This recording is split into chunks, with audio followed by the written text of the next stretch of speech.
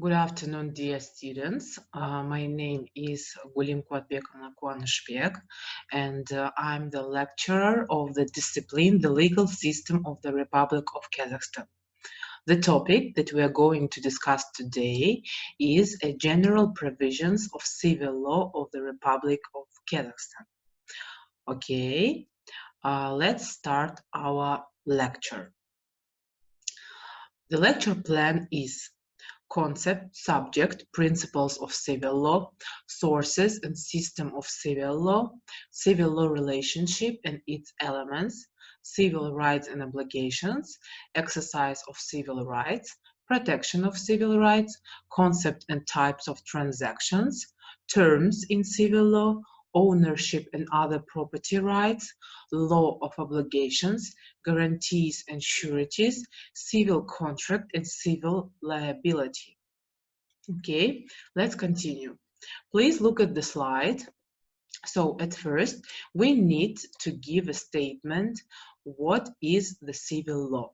It is a branch of law which is a set of rules governing commodity, money, and other property relations based on the equality of participants, as well as those related to property, personal non-property relations. The subject of civil law is a range of public relations governed by civil law.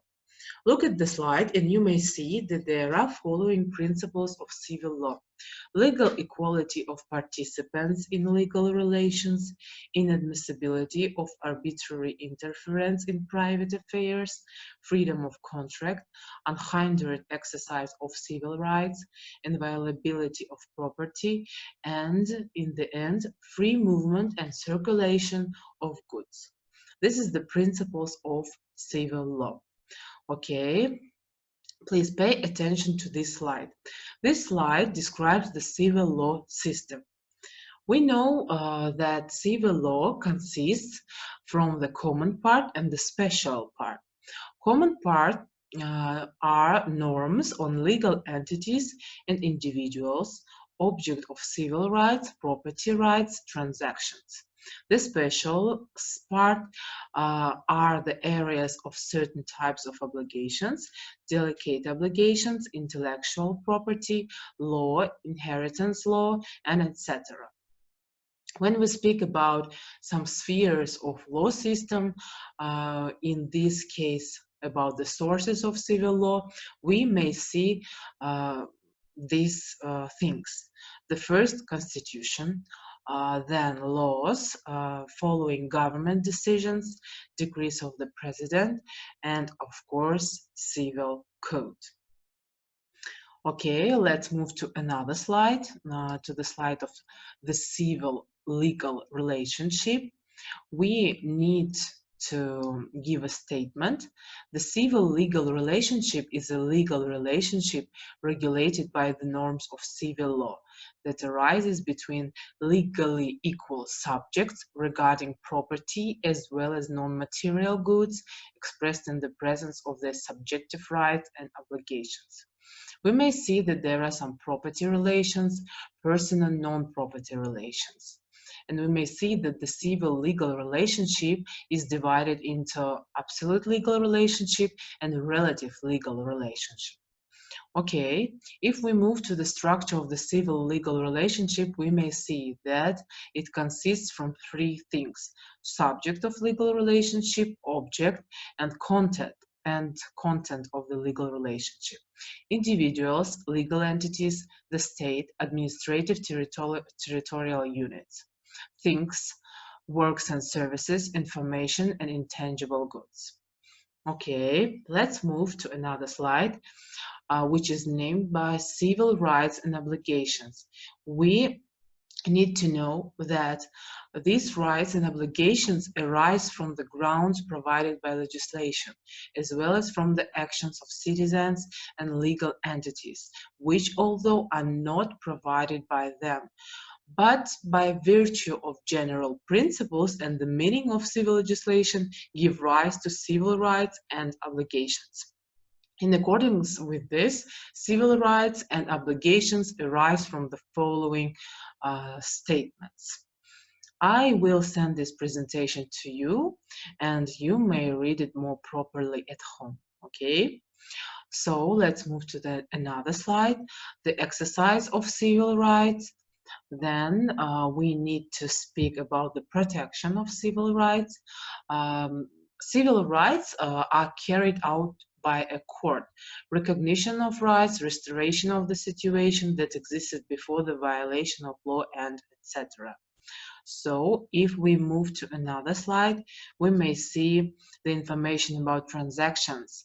They are recognized as actions of citizens and legal entities aimed at establishing, changing, or terminating civil rights and obligations. We need to know that there are three transactions: one-sided, double-sided, and multilateral. One-sided transaction is a transaction for the completion of which it is necessary and sufficient to express the will of one party. Double-sided transaction, it's a kind of transaction for the completion of which it is necessary and sufficient to express the will of two parties. And multilateral, completion of which it is necessary and sufficient to express the will of three or more parties.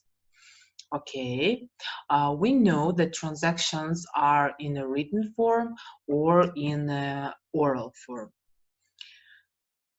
Transactions may be divided into compensated and gratuitous. Also, we need to speak about the terms in civil law. That means a moment or a period of time with which legal consequences are associated. Timing is usually referred to as legal facts, events, because the terms does not depend on the will of the person. So now let's speak about the ownership and other property rights. The right of ownership is the right of a subject recognized and protected by acts to own, use, and dispose property at his own discretion. Ownership is transferred to another person with all the encumbrances that were present at the time of the transaction. Look at the slide, please, and you may notice that the classification of ways to protect civil rights are real legal obligations, not related to property law or law of obligations, and aimed at protecting the interests of the owner. If we speak about obligatory law, we may say that at first it is the right arising in connection with the participation in the formation of the property of a legal entity from its founders. The second, fulfillment of an obligation, and the third, that it must be performed properly in accordance with the terms of the obligation and the requirements of the law.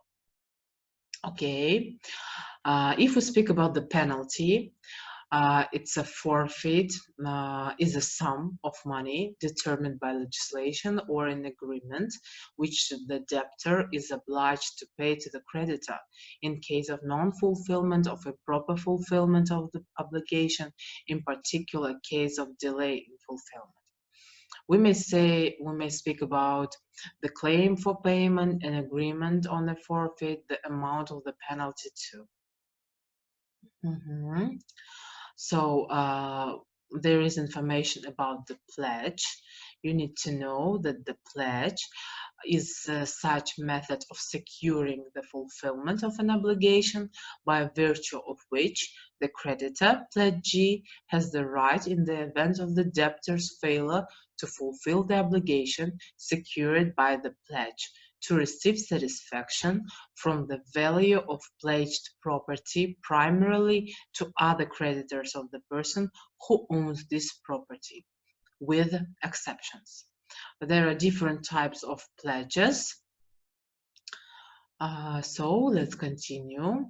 There is information about the retention, and there is information about guarantees and sureties. I'm confident that you will learn and study all this presentation at home too, more properly.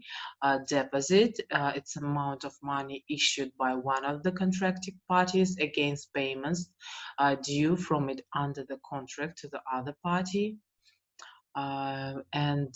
If we go to another slide, there is information about the civil contract.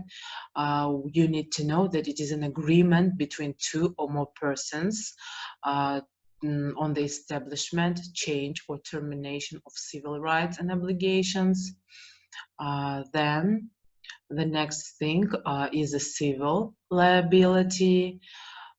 So please look at the slide and you may see list of used literature, the Constitution, the Civil Code, civil law, selected works on civil law, ownership in the Republic of Kazakhstan.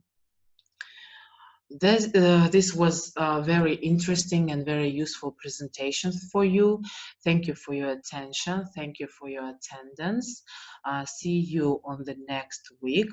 I'm really happy to be your lecturer. Good luck.